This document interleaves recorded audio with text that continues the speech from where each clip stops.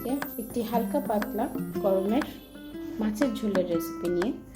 তো এখানে আমার সবজি হিসেবে আমি আগে একটু ফ্রাই করে রেখেছি আলু আছে, পেঁপে আছে, লম্বা লম্বা করে চিড়ে রাখা কাঁচকলা, বাটা মাছ, আর মশলা হিসেবে এখানে হচ্ছে আদা এবং গোলমরিচের পেস্ট, একটু পেঁয়াজ কুচি দিয়ে দেবো। পেঁয়াজ কুচিগুলো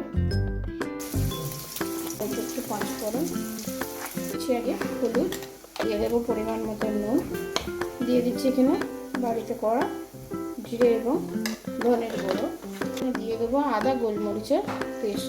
মশলা দিয়ে আমার তেল ছেড়ে দিয়েছে। তো এবার এখানে আমি দিয়ে দিচ্ছি ভেজে রাখা আলুগুলো, ভেজে রাখা পেঁপে।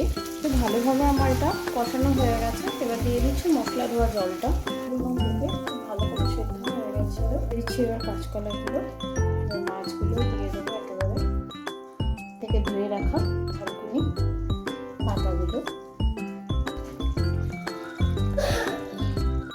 তো দেখো আমার এখানে একদম সম্পূর্ণ রেডি হয়ে গেছে বাটা মাছের ঝোল, থানকুনি পাতা দিয়ে, কাঁচকলা, পেঁপে, আলু সব রকম সবজি দিয়ে থানকুনি পাতা দিয়ে পাতলা এই বাটা মাছের ঝোল। এই ঝোলটি সবাই খেতে পারে, যে সকল বাচ্চারা সবে ভাত খাওয়া শিখেছেন তাদের থেকে শুরু করে একদম বয়স্ক অবধি সকলের জন্য খুবই উপকারী এবং খুব ভালো পেটের পক্ষে, যেহেতু থানকুনি পাতা দেওয়া আছে।